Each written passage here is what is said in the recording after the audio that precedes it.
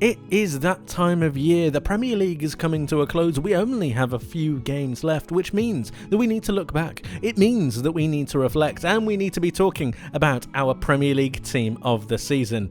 We are going to be going through my Premier League team of the season in this very video, so please join me. Today we're going to be focusing on goalkeepers and defenders. Please like the video and subscribe, it really would mean a lot to me. But now, let's go through my Premier League team of the season. Here we have the Premier League team of the season. It is going to be revealed to you in stages. You cannot see it at the moment, but you will see it in due time. Patience. We have 22 players here. 22, I hear you wondering, that's not a team. Well, it is a team, first of all. Second of all, did I want to put more players into this team? So I've just expanded it a little bit. 100%, yes. So we're going to have 2 players for every position. We're going to be doing it in a 4-4-2 style system, which means 22 players, obviously 2 goalkeepers as well. We are going to be going through it in stages because it's that little bit more dramatic, and we always like a bit of drama in football, don't we? So without further ado, let's get into it. Let's talk about the goalkeepers first. We have Alisson and Ramsdale. Alisson will be the first one, Ramsdale will be the second one. Why have I picked Alisson? If you look at the way that Liverpool have played, and let's be completely honest, apart from the most recent form that they've been in, they have been woeful. Defensively, they have been atrocious. However, Alisson has still got 12 clean sheets, and I promise you, that is not down to the defence, which means that he has been sensational at his goal. He's just unbelievable, and really, that's essentially it. He's just a fantastic goalkeeper, and even when his team is playing absolutely terrible, he is brilliant. So, Alisson makes a pick for me. Ramsdale.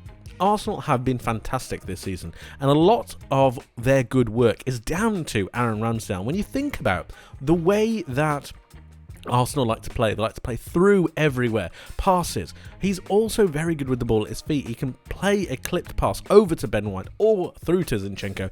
Yes, he's cost them a couple of times, but I still think he's got a great character about him. He's still a very good goalkeeper. He's a great shot stopper, and he's very good with the ball at his feet, and he's only going to get better. So for me, Aaron Ramsdale has been one of the best players in this season. He's just fantastic. Let's now move on to the defence. We're going to go through the top row, then we're going to go through the bottom row, and it's all going to be lovely. Right, so we have Kieran Trippier, William Saliba, John Stones, and Alexander Zinchenko. We're going to be starting off at right back, and that means looking at A1 Kieran Trippier. Trippier is synonymous with his great crossing, with his great play. He's quite a good defender as well at the same time. He's a very, very good, solid right back. But what I don't think a lot of people associate him with is leadership. And he is a leader in this Newcastle dressing room. He's so good at talking to so many different players, just calming them down. And when you look at the way that Newcastle play, especially with some players that aren't used to being in high pressure situations, they're not used to be just looked at as a great form side. They're always used to being criticised, not having too much pressure on their shoulders. But when things start going against them, that's when you see Trippier come out. It's when you see him just talk to the lads, just talk to the likes of a Joe Willock, talk to the likes of a Joe Linton, making sure that Almiron is doing the correct things, the basics, moving them around, and then you have the defensive capabilities to allow Nick Pope to have 13 clean sheets. He is very, very good at what he does, and his experience over in Spain with Diego Simeone has only moulded him and rounded him into a much, much better player with leadership qualities and abilities. We knew he was a great player at Tottenham, and just moving away, I think, to then come back to Newcastle is a fantastic thing, and it means that he's one of the best right backs in the league, in my opinion, and that's not even counting how good he can kick a football. Right, William Saliba. I don't think it's a surprise to anyone that Arsenal have seen some kind of drop-off after Saliba got injured. He is actually a sensation, isn't he? I mean, he's so young, but he's so commanding. He's got so much pace, he's got power, he's got presence, he's so good with the ball at his feet. He's probably one of the best young centre-backs in the world currently, if not the best young centre-back in the world. He's unbelievable with the way that he's able to command his back line, the way he's able to make sure that he does every single part of the basics correct, while still being able to drive, still being able to shuffle across. He's unbelievable, and Arsenal have seen a massive drop-off with him not being in the side. And to be honest with you, I think if Saliba was in the side, I don't think Arsenal drop points. I really don't. He's that good. Unbelievable. And the confidence that Arsenal take from him being in the side, especially when you consider the fact he's so young, should just tell you everything you need to know about the quality that William Saliba has. I've got John Stones in here for a variety of different reasons. One of them is his flexibility, and a lot of players and a lot of pundits like to talk about flexibility in a role being bad, but I think John Stones does it perfectly. I think his idea of being able to play at right back, his ability to then really go into midfield and at the same time have the awareness and the composure to play it in a Pep Guardiola passing style system is just sensational. When you think about the way he plays, he's a very good defender, he's good with the ball at his feet, but he can also go into midfield, and he plays that position brilliantly. It gives Guardiola the flexibility to be able to rotate through systems, and that is invaluable. Speaking of rotating through systems, we should talk about Zinchenko at the same time, because his ability to move into midfield and then play in a double pivot next to Thomas Partey to allow this Arsenal side to have an extra midfielder going forwards is sensational. And Arsenal have definitely benefited from the leadership capabilities that Zinchenko has. Now, I'm not necessarily sure he's an out-and-out leader, but I think that the way that he performs is a standard.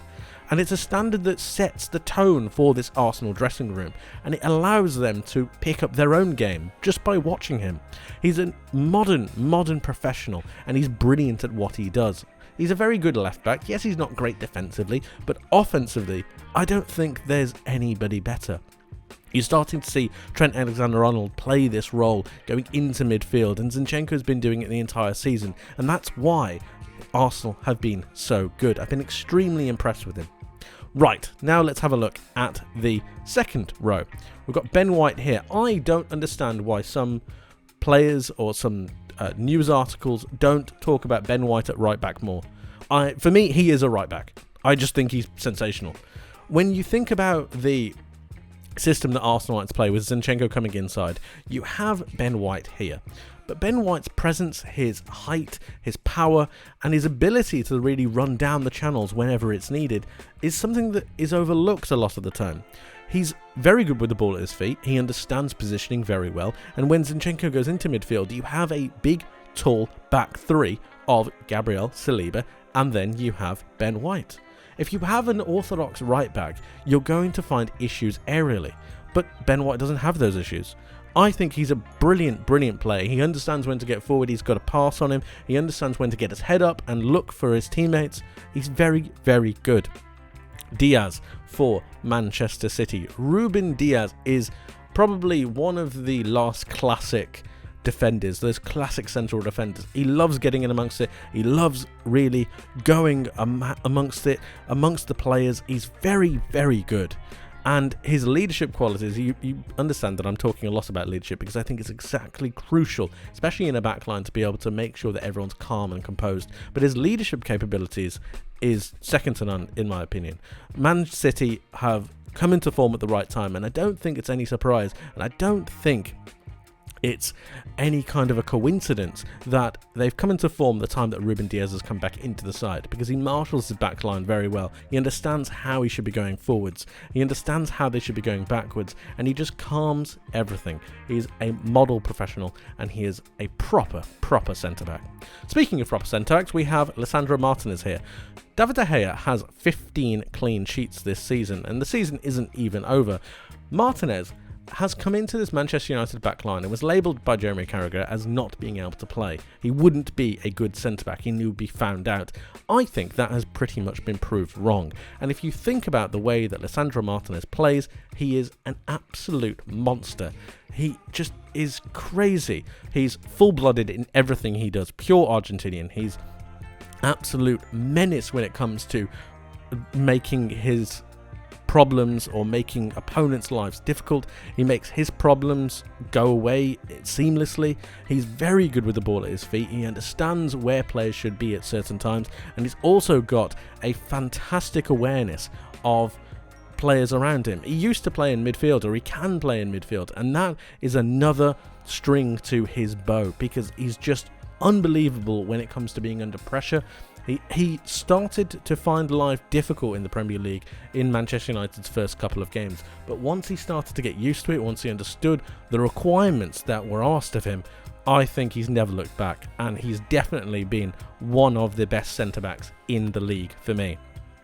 Lastly, Estupiñán is a great left-back. Let's not have anything about it. I wanted to put more Brighton players into this side because I don't think Brighton have gotten the credit that they deserve. Perhaps of late they have, but when you think about the way that Brighton go forwards, and when you think about the way they play through, everyone likes to mention a McAllister, everyone likes to mention a Pascal Gross, perhaps even a Ferguson as he came through the side.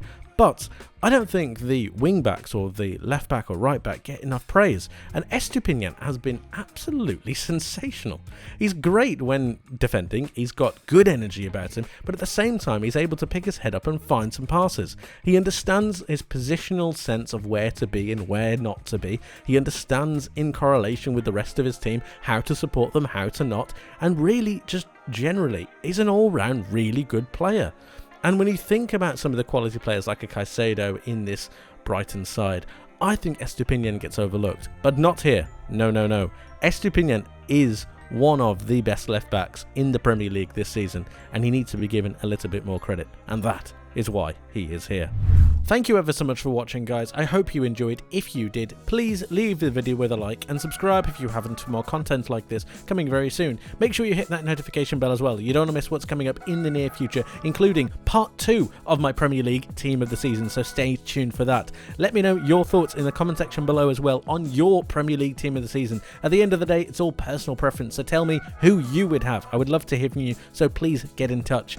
That's it from me for today. Thank you ever so much for watching. I hope you have a wonderful rest of your day. I hope you have a wonderful rest of your week. And I hope to see you in the next one. But until then, my friends, take care of yourselves and bye-bye.